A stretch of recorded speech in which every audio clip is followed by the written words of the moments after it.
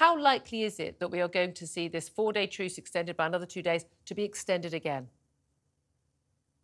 I think we're taking it day by day, Julia. The reality is one where society, Israeli society, for the last 6 days have been in a constant sense or state of stress, glued to television sets, social media, trying to grasp every piece of information of who's coming out today, what to expect, what is their condition.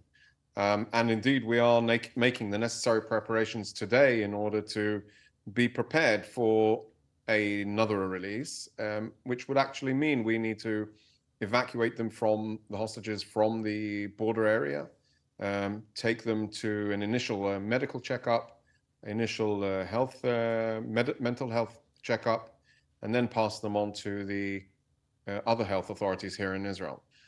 So we are operating on a day-by-day basis, trying to be prepared for the eventuality, but also understanding that we have a ruthless, merciless enemy that is trying to make, or I would say trying to maximize the extent of the pain on Israeli society. Well, indeed. I mean, a lot of the defenders of Hamas, I've found extraordinary in Western media world, and indeed many on the international scene, seem to think we should be grateful for Hamas for giving back people who they stole from their families on October the 7th, which is extraordinary. We're hearing a lot of different stories coming out now about how people were treated. Sometimes we've seen people smiling and thanking their captives as they are reaching the International Red Cross. I think an understandable sentiment for people who, many of whom we understand, thought they were being taken out to be executed, to discover they were actually going free. You would be smiling at that point. It doesn't necessarily mean you've been happy about the last 7 weeks being held underground. But some of the stories we are hearing about, people not getting vital medicine, medical treatment, being kept on starvation rations, lots of elderly women who've been returned having lost huge amounts of weight, children terrified. The father of the little Irish Israeli girl, saying that she used to be a happy, exuberant little girl. She ended up having her 9th birthday in the tunnels and won't do anything but whisper now because the Hamas terrorists holding her said that she couldn't do anything but whisper. I mean, this is going to have a lifelong impact on these people. Absolutely. These are the harrowing stories that are coming out from those that have been released. And now it's 81 Israelis and foreign nationals that have been released. And we have to keep in mind there are still 180 or so that have not been released. So we understand that the operational pause that the IDF is currently maintaining is in order to bring back as many hostages as possible. We need to bring them back, every last one of them, and that is our role.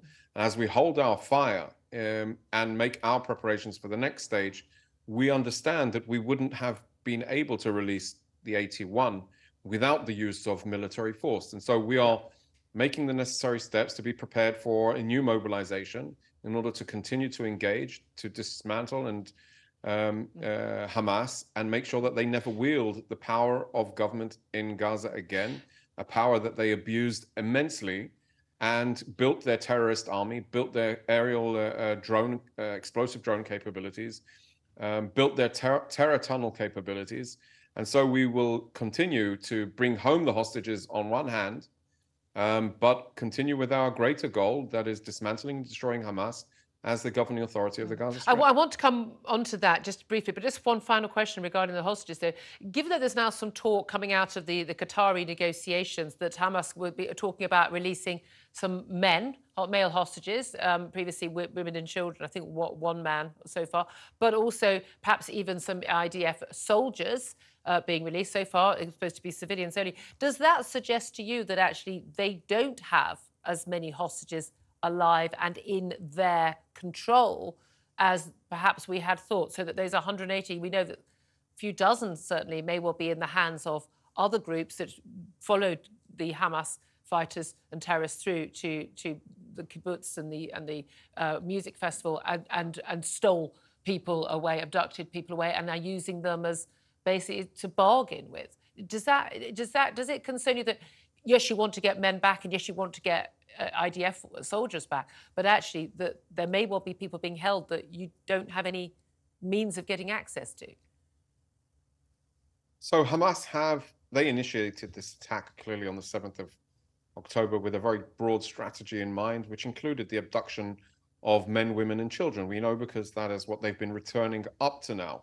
It is their responsibility, for the well-being of the hostages that remain under their captive, but also for those that other organizations, and we know that there have been others that are taken or handed over by Hamas to other terrorist organizations. From our perspective, it doesn't really make a difference. They are responsible. They are the governing authority of the Gaza Strip, at least for the time being. And therefore, they need to return all of the hostages that they are holding. We are not differentiating between the women, elderly, children, or men, or IDF soldiers. We're demanding that they all come home safe and sound. That is our goal. That's what we're aspiring for. And indeed, there is extensive negotiations taking place between the government and the Qatari, with the assistance of Qatar and Egypt and the US. And that is in order to maximize the amount of hostages that are released. From our perspective, from the military's perspective, we need to be ready to mobilize.